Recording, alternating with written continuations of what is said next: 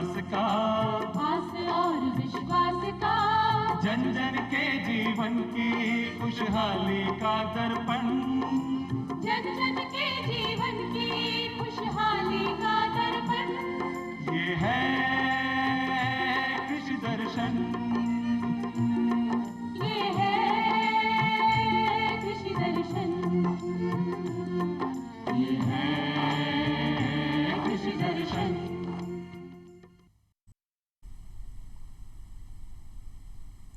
किसान भाइयों, कार्यक्रम कृषि दर्शन सप्ताह के पहले दिन यानी कि हर सोमवार को लेकर हाजिर होता है जानकारी इस सप्ताह के कृषि कार्य के बारे में कि हमारे किसान भाइयों को इस सप्ताह में कौन कौन से ऐसे कृषि कार्य करने चाहिए और साथ ही साथ ऐसी कौन सी विशेष बातों का ध्यान रखना चाहिए जिससे हमारे किसान भाई अपनी फसलों को रोगों से बचा सकें और अपने उत्पादन एवं आमदनी में इजाफा कर सकें।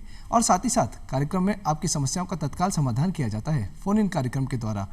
फ़ोन इन कार्यक्रम से जुड़ने के लिए किसान भाइयों आपको डायल करने हैं हमारे फ़ोन लाइन नंबर जो कि है 2704999 और दूसरा हमारा फ़ोन लाइन नंबर है 2704098। और किसान भाइयों जब आप हमें कॉल करें तो हम जयपुर का जो STD कोड है वो लगाना ना भूलें 0141। और साथ ही साथ किसान भाइयों जब आप हमें कॉल करें तो अपने टीवी सेट की आवाज़ को थोड़ा सा कम रखें ताकि हम आपको स्पष्ट रूप से सुन पाएँ और आपकी समस्याओं का तत्काल समाधान कर पाएँ।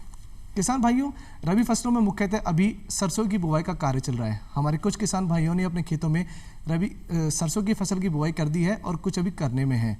और इन तमाम बातों पर आज आपको जानकारी देने के कार्यक्रम में हमारे साथ मौजूद हैं हमारे विशेषज्ञ डॉक्टर पंकज शर्मा। सर, आप प्रधान वैज्ञानिक सरसों अनुसंधान निदेशालय भरतपुर से हैं। सर, आपका हमारे कार्यक्रम में बहुत बहुत स्वागत है। सभी किसान भाइयों को राम राम। डॉक्टर साहब, सबसे पहले आपसे हम ये जानना चाहेंगे कि राजस्थान का सरसों उत्पादन के क्षेत्र में क्या योगदान है। देखिए, आपने पहला सवाल ही ऐसा ले लिया कि राजस्थान का क्या योगदान है। राजस्थान खुद एक सरसों प्रदेश है। यहाँ पर अगर हम बात करते हैं देश भर के कुल क्षेत्रफल की तो लगभग 44% क्षेत्रफल हमारे पास राजस्थान में है और लगभग 47% जो योगदान हमारा उत्पादन में है पूरे देश भर में। तो लगभग 50% हमारा उत्पादन और क्षेत्रफल दोनों में ही योगदान है राजस्थान का। और राजस्थान एक प्रमुखता से सरसों उत्पादक राज्य है। डॉक्टर साहब, आपसे हम ये जानना चाहेंगे कि हमारे किसान भाई सरसों और राई की बुवाई का किसान भाई कार्य कर रहे हैं, तो सरसों और बुवाई की जब बुवाई के लिए किसान भाई अपने खेत को किस प्रकार से तैयार करें।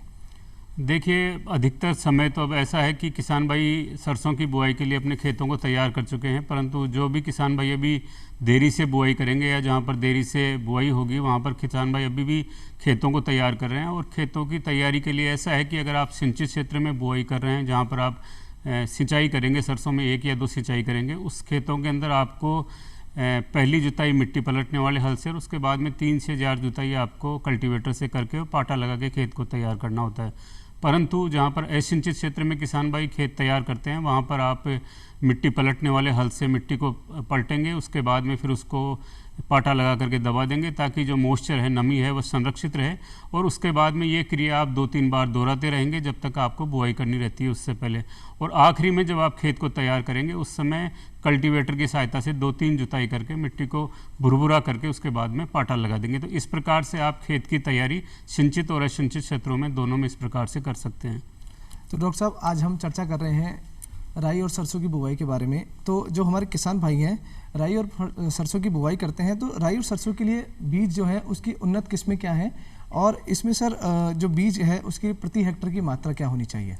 देखिए, राई सरसों की बहुत सारी उन्नत किस्में हैं और बहुत सारे पब्लिक सेक्टर यानी सहकारी सरकारी क्षेत्र के बहुत सारे संस्थान हैं जो बीज उत्पादन करते हैं। साथ ही बहुत सारे प्राइवेट क्षेत्र के संस्थान भी बीजों की विक्रय करते हैं। तो सभी बीज ठीक प्रकार के हैं। लेकिन अगर हम किस्मों की बात करते हैं तो हमारे यहाँ पर जो सरसों अनुसंधान निदेशालय भरतपुर में स्थित है वहाँ से लगभग 10 किस्में अभी तक विकसित की गई हैं। और साथ ही जो हमारा समन्वित परियोजना है उससे लगभग 250 किस्में राई सरसों के उत्पादन की गई हैं। लेकिन उन सभी किस्मों के अंदर जो पिछले 10 सालों से जो सबसे अधिक प्रचलित किस्में हैं उनमें गिरिराज एक प्रमुख किस्म है जो पूरे राज्य भर के अंदर उगाई जाती है। गिरिराज के अलावा RS 725, RS 749, RS 406, Brajraj, Radhika, Pusa mustard की 27, 29, 30 बहुत सारी किस्में पूसा से भी अनुमोदित हैं, वो किस्में भी हैं। इसके अलावा बहुत सारी किस्में जो गंगानगर का हमारा अनुसंधान केंद्र है वहाँ से भी हैं। तो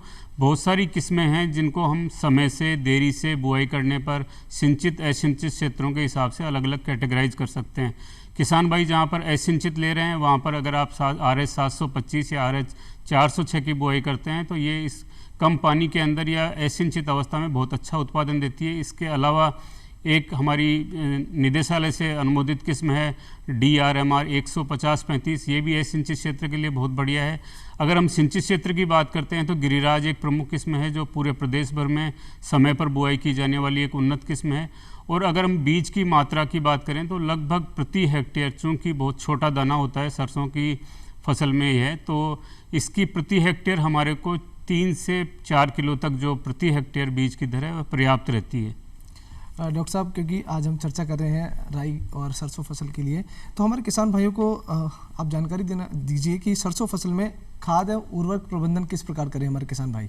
देखिए, जब हम खेत की तैयारी कर रहे हैं तो हमारे को खाद एवं उर्वरकों का प्रबंधन भी साथ में ही करना होता है। और इसके लिए अगर हम जैविक खेती कर रहे हैं तो आपको उर्वरकों की आवश्यकता नहीं रहेगी। आप केवल खाद का ही, चाहे वह हरी खाद हो, चाहे सड़ी गोबर की खाद हो या वर्मी कंपोस्ट हो, उनको काम में लेना है। लेकिन जहाँ पर दोनों ही काम में ले रहे हैं, जहाँ पर खाद भी काम में ले रहे हैं और उर्वरक भी ले रहे हैं, तो उसके लिए आप लगभग सिंचित क्षेत्रों में 8 से 10 टन प्रति हेक्टेयर की दर से गोबर की सड़ी हुई खाद काम में लें। और उसके बाद में जो प्रमुख, जो क्योंकि राई सरसों की एक ऐसी फसल है, तिलहनी फसल है, तो इसमें सल्फ़र एक प्रमुख कंपोनेंट है, यानी कि सल्फ़र का होना बहुत ज़रूरी है। और इसके लिए जो उर्वरक हैं उनमें जो हमारे पास में नाइट्रोजन, फास्फोरस या पोटास हैं, उनकी मात्रा लगभग 80-40-40 के रेशियो में रहती है। प्रतिशत जो रहता है ये 80 नाइट्रोजन रहेगी, 40 फास्फोरस और 40 पोटास रहेगी। और साथ में सल्फ़र भी 40 किलोग्राम प्रति हेक्टेयर की हमारे को आवश्यकता होती है। लेकिन किसान भाई, जब हम ख़ास तौर से मैं आपको ये जानकारी देना चाहूँगा कि आप DAP के स्थान पर, बहुत सारी जगह पर DAP की इस समय किल्लत भी हो रही है, तो DAP के स्थान पे आप सिंगल सुपर फास्फेट को काम में लें। और सिंगल सुपर फास्फेट बहुत अधिक आपको फ़ायदा देगा DAP की अलावा। DAP में खाली आपको जो नाइट्रोजन और फास्फोरस मिलेगा, इसमें आपको SSP जो सिंगल सुपर फास्फेट है, इसके अंदर आपको सल्फ़र अतिरिक्त मिलेगी। यानी कि आप जो आमदनी है, जो आपका मुनाफा है, उसमें भी आप इस सिंगल सुपर फास्फेट को काम में लेकर के बचत कर सकते हैं। आपको मात्रा कितनी काम में लेनी है तो मैं किसान की भाषा में, आपकी भाषा में ही बताना चाहूँगा कि आप प्रति हेक्टेयर सिंगल सुपर फास्फेट के 5 बैग यानी 250 किलोग्राम और उसके अंदर 90 किलोग्राम यूरिया, जो नीम कोटेड यूरिया आता है, वह नीम कोटेड यूरिया 90 किलोग्राम मिला करके, दोनों को मिला करके या तो ऊर करके दे दें और या फिर आपको बिखेर करके 1-2 जुताई करके उसको मिट्टी में दबा दें और उसके बाद में बुआई का काम करें। इसके अलावा अगर आप दूसरे सूक्ष्म तत्वों की बात करते हैं तो उनमें जिंक सल्फेट एक प्रमुख है। तो 25 किलोग्राम जिंक सल्फेट प्रति हेक्टेयर की दर से आपको बुआई से पहले ही काम में लेना है। और इसके अतिरिक्त अगर आप काम में लेते हैं तो बोरेक्स एक बहुत सूक्ष्म तत्व है जो कि सरसों की फसल के बहुत आवश्यक रहता है। तो बोरेक्स, जिससे कि हमको बोरोन मिलता है, इस बोरेक्स को आप 10 किलोग्राम प्रति हेक्टेयर की दर से काम में लें। और ये सभी चीज़ें जिसमें खाली आपको सिंचित क्षेत्र में आधा यूरिया बचा करके रखना है, यानी कि 90 किलो यूरिया आपको सिंगल सुपर फास्फेट के साथ में काम में लिया है और 90 किलो यूरिया आपको पहली सिंचाई के बाद में काम में लेना है। असिंचित क्षेत्र में सभी सूक्ष्म तत्वों को, सभी उर्वरकों को एक साथ मिला करके और मिट्टी में पहले ही आप मिला करके दबा देवें, मिला देवें और उसके बाद में फिर बुआई का कार्य करें। तो ये कुछ हमारे जो उर्वरक हैं जिनका प्रबंधन करके, खासतौर से आपको फिर मैं बताना चाहूँगा, सिंगल सुपर फास्फेट और जो सल्फ़र है, ये प्रमुखता से हमको राई और सरसों की फसल में उपयोगी साबित होते हैं। डॉक्टर साहब, बहुत महत्वपूर्ण जानकारी आपने हमारे किसान भाइयों को दी। डॉक्टर साहब, फसलों में बहुत सारे जो रोग हैं वो बीज जनित भी होते हैं, तो जो हमारे किसान भाई हैं, सरसों की फसल में बीज उपचार किस प्रकार करें? देखिए, बहुत आवश्यक सवाल आपने इसी सही समय पर लिया है और ये है कि बीजोपचार कैसे करें और बीजोपचार के लिए क्या उपयुक्त रसायन रहेंगे। तो बीजोपचार के लिए राई सरसों के अंदर चूंकि बहुत सारे बीज जनित रोग रहते हैं जो कि शुरुआती अवस्था में हमको पता नहीं चल पाते हैं, लेकिन आगे चल करके उन रोगों की वजह से बहुत अधिक राई सरसों की फसल में नुकसान होता है। तो जो बीज आप काम में ले रहे हैं, उस बीज को अगर उपचारित है तो आप उसकी जो पैकिंग थैली है उसके ऊपर आप देख लें ये किससे उपचारित है। अगर उपचारित नहीं है तो आप उसको उपचारित अवश्य करें। और उपचार करने के लिए अगर आपको फफूंदीनाशकों की बात करते हैं तो कार्बेंडाजिम नामक एक फफूंदीनाशक है जिसको 2 ग्राम प्रति किलो बीज की दर से आप बीजोपचार के काम में ले सकते हैं। अगर सफ़ेद रोली रोग का प्रकोप राई सरसों में आपके यहाँ पर रहा है या आप फव्वारा विधि से आप सिंचाई का कार्य करते हैं तो वहाँ पे निश्चित रूप से सफ़ेद रोली रोग का प्रकोप रहता है। तो ऐसी फसल के अंदर आप बीज को पहले एप्रोन 35 SD एक फफूंदीनाशक है जिसको 6 ग्राम प्रति किलो बीज की दर से बीजोपचार करके आप बीज को सुरक्षित कर सकते हैं। इसके अतिरिक्त शुरुआत में चितकबरा कीट का प्रकोप होता है और किसान भाई इससे बचाव के लिए कुछ नहीं कर पाते तो बीज की मात्रा को बढ़ा देते हैं। तो ऐसी अवस्था में बीजोपचार करने के लिए आप इमिडाक्लोपिड नामक एक कीटनाशक है जो कि 50 WP वेटेबल पाउडर है, ये इसको आप 6 ग्राम प्रति किलो बीज की दर से बीज को उपचारित करने के काम में ले सकते हैं। तो ये प्रमुख रूप से हम 3 कीटनाशकों की जो फफूंदीनाशक और कीटनाशकों की बात की है, इनमें से कोई भी जो उपयुक्त आपको लगता है उसको प्रयोग करके आप अपनी फसल को सुरक्षित और बीजोपचार कर सकते हैं। डॉक्टर साहब, सरसों की फसल में अंकुरण से 15 से 20 दिन के बीच में क्या उनमें कोई रोग लगने का खतरा रहता है? क्या उनमें रोग का कोई प्रकोप होता है? देखिए, जैसे जैसे हम फसल को बुआई कर दी और अंकुरण शुरू होने लग गया है तो उसके बाद में ये आवश्यक है कि हम बहुत सारे जो शस्य क्रियाएं करेंगे उनमें हम ये भी ध्यान रखें कि किस प्रकार के कीट एवं रोगों का प्रकोप शुरुआती अवस्था में रहता है। और जैसा आपने सवाल किया है कि भाई शुरुआती अवस्था में क्या रोग रहते हैं, देखिए अभी कुछ मौसम ने फिर बदलाव लिया है, बारिश हुई है और जहाँ पर अंकुरण हो चुका है उन किसान भाइयों को थोड़ी सी निगरानी रखने की ज़रूरत है क्योंकि तापमान में अचानक से गिरावट आएगी और रात्रि का तापमान फिर से कम होने लगेगा। और जब ये तापमान कम होता है और आर्द्रता बढ़ने लगती है, यानी कि जो ऐसा मौसम इस समय बन रहा है, इस मौसम में आर्द्रगलन एक रोग रहता है जिसमें अंकुरण के समय पौधे की जो जड़ें हैं वो हल्की सी काली पड़ के ख़त्म होने लग जाती हैं। इसके अतिरिक्त जो मृदु रोमी लासिता एक प्रमुख रोग है जो कि जिसे हम डाउनी मिल्ड्यू के नाम से जानते हैं, ये रोग प्रमुखता से दिखाई देता है 2 पत्ती की अवस्था के अंदर। जब हम पत्ती को देखते हैं खेत में तो ये पत्तियां आपको हल्की सी मुरझाई हुई सी लगती हैं और इन पत्तियों को जब आप नीचे की तरफ से देखते हैं तो इनके ऊपर धुनी हुई रुई की हल्की सी वृद्धि दिखाई देती है। ये मृदुरोमी लासिता का लक्षण है। अगर आपने, जैसा मैंने पहले बताया कि बीजोपचार अगर आपने एप्रोन से किया हुआ है तो इस रोग से आप निश्चित रूप से शुरुआती अवस्था में बच जाएंगे। लेकिन अगर आपको लगता है कि इस समय अगर आपको इस रोग का प्रकोप है तो आपको फिर रिडोमिल MZ नामक एक फफूंदीनाशक है जिसे 2 ग्राम प्रति लीटर पानी की दर से घोल बना करके छिड़काव करना है। बहुत महत्वपूर्ण जानकारी डॉक्टर साहब आप हमारे किसान भाइयों को दे रहे हैं। और अभी कार्यक्रम में हमारे साथ एक किसान भाई कॉलर जुड़ चुके हैं, आइए जानते हैं क्या उनकी समस्या है। हेलो जी, कौन बात कर रहे हैं? लाला राम जी, क्या समस्या है? सर समस्या यह है सरसों की बुआई की है अभी और उसमें पानी भर गया है तो दोबारा करनी पड़ेगी और वही ठीक हो जाएगी। देखिए लाला राम जी, राम राम। और देखिए सरसों में बहुत जहाँ पर थोड़ी सी बुआई हो चुकी है वहाँ पर बारिश की वजह से समस्या आ रही है। और अगर आप ये देख लीजिए कि अगर मृदा में पपड़ी नहीं बन रही है अगर बारिश के बाद में, और चूँकि बारिश तेज़ है तो पपड़ी भी निश्चित रूप से बन रही होगी। अगर बीज अंकुरित होकर बाहर निकल गया है तो कोई समस्या नहीं है, लेकिन अगर अंकुरित नहीं हुआ है यानी बीज आपने ज़मीन में डाला हुआ है और उसके बाद में पानी भर के और पपड़ी आ गई है तो ऐसी अवस्था में बीज को निकालना, बाहर अंकुरण के लिए आना, उसका बहुत दिक्कत का काम रहेगा, यानी ठीक प्रकार से अंकुरण नहीं हो पाएगा। तो ऐसी अवस्था में आपको दोबारा से बुआई करनी पड़ेगी। और अगर आप दोबारा से बुआई करें तो जैसे ही नमी आपकी ठीक प्रकार से हो जाए, यानी आप जुताई के लायक खेत तैयार हो जाए, उसमें किसी भी प्रकार का उर्वरकों का आप प्रयोग नहीं करें, यानी दोबारा से आपको कोई भी उर्वरक काम में नहीं ले लें, खाली आपको बीज ही दोबारा से बुआई के काम में लेना है।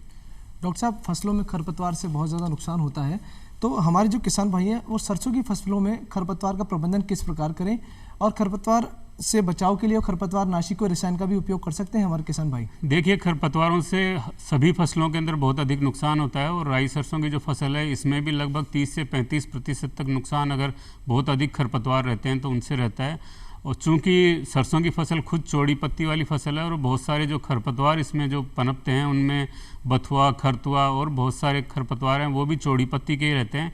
तो चौड़ी पत्ती के जो हमारे खरपतवारनाशी रसायन हैं उनको हम इसके अंदर प्रयोग नहीं कर सकते हैं।